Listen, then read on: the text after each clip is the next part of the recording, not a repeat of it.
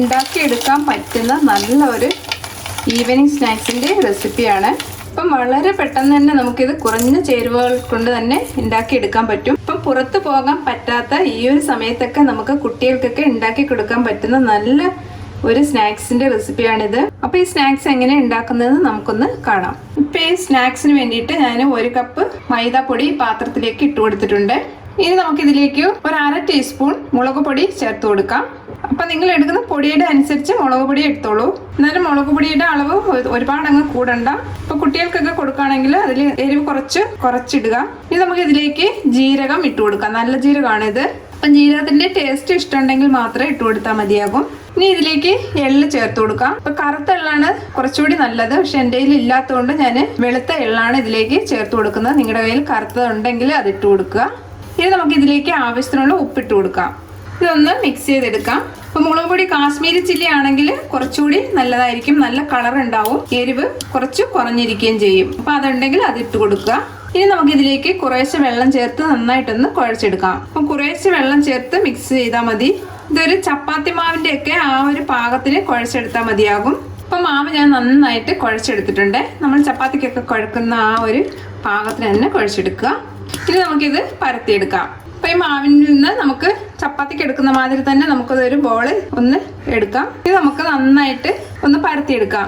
നല്ല എത്രത്തോളം കട്ടി കുറയ്ക്കാമോ അത്രത്തോളം കട്ടി കുറച്ച് ഇത് പരത്തിയെടുക്കുക. അപ്പം കുറച്ച് പൊടി ഒന്ന് തൂവി കൊടുക്കാം. അപ്പം നല്ല നൈസായിട്ട് തന്നെ ഇത് പരത്തിയെടുക്കണം. ഒട്ടും തന്നെ കട്ടി പാടില്ല. ഇപ്പം ഞാനിത് നന്നായിട്ട് കട്ടി കുറച്ച് പരത്തിയെടുത്തിട്ടുണ്ട്. മാക്സിമം നിങ്ങൾക്ക് എത്രത്തോളം കട്ടി കുറയ്ക്കാമോ അത്രത്തോളം കട്ടി കുറച്ച് പരത്തിയെടുക്കുക.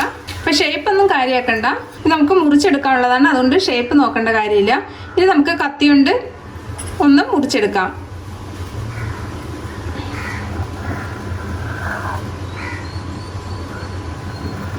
അപ്പം ഞാൻ ഇത് സ്ട്രെയിറ്റ് ആയിട്ട് ഇതേപോലെ ഒന്ന് മുറിച്ച് കൊടുത്തിട്ടുണ്ട്.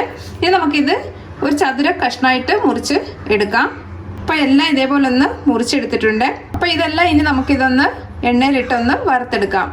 ഇപ്പം ഞാനിത് വറുക്കാൻ ആവശ്യത്തിനുള്ള എണ്ണ ഒന്ന് ചൂടാക്കാനായിട്ട് വെച്ചിട്ടുണ്ട്. ഇപ്പം എണ്ണ നല്ല ചൂടായിട്ടുണ്ട്. ഇത് നമുക്ക് ഇതിലേക്ക് കുറേശ്ശെ ഇട്ട് ഒന്ന് വറുത്തെടുക്കാം.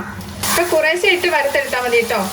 അതേപോലെ തന്നെ തീ വന്നിട്ട് ഒരു മീഡിയം ടു ലോ ഫ്ലെയിമിലിട്ട് വറുത്താൽ മതി. ഇല്ലെങ്കിൽ പെട്ടെന്ന് ഇത് മൂത്ത് പോകും. ഇപ്പം എളുപ്പം തന്നെ ആയി കിട്ടും. ഇത് ഒരുപാട് താമസമൊന്നുമില്ല. ഒരു ഗോൾഡൻ ബ്രൗൺ കളർ ആകുമ്പോൾ ഇത് എണ്ണയിൽ നിന്ന് മാറ്റിയാൽ മതി. ഈ ഒരു പാകം മതി. ഇത് നമുക്ക് ഇത് എണ്ണയിൽ നിന്ന് മാറ്റാം. അതിനെ പെട്ടെന്ന് തന്നെ ഇതായി കിട്ടും. ഇത് ഈ ഒരു കളർ ആകുമ്പോൾ ഇത് എണ്ണയിൽ നിന്ന് മാറ്റണം. ബാക്കിയുള്ളത് നമുക്ക് ഇതേപോലെ ഒന്ന് വറുത്തെടുക്കാം. നമുക്ക് കുറച്ച് കറിവേപ്പിലയും കൂടെ ഒന്ന് ഫ്രൈ ചെയ്തെടുക്കാം. കുറേശ്ശെ ഇട്ട് വറുത്തെടുത്താൽ മതി. എല്ലാം കൂടെ ഒരുമിച്ചിടുമ്പോൾ ചിലപ്പോൾ ഇത് ഒട്ടിപ്പിടിക്കും. അപ്പോൾ നമ്മളുടെ ഈസി ആയിട്ടുള്ള ഒരു 4 മണി പലഹാരം റെഡി ആയിട്ടുണ്ട്. വളരെ പെട്ടെന്ന് തന്നെ നമുക്കിത് ഉണ്ടാക്കിയെടുക്കാം. അതേപോലെ തന്നെ നല്ല ടേസ്റ്റിയുമാണ്. കുട്ടികൾക്കെല്ലാം നല്ല ഇഷ്ടമാവും. അപ്പം നിങ്ങൾ ഇതൊന്ന് ട്രൈ ചെയ്ത് നോക്കുക. വീഡിയോ ഇഷ്ടമായിട്ടുണ്ടെങ്കിൽ ഒന്ന് ലൈക്ക് ചെയ്യാനും സബ്സ്ക്രൈബ് ചെയ്യാനും ഷെയർ ചെയ്യാനും മറക്കല്ലേ. താങ്ക്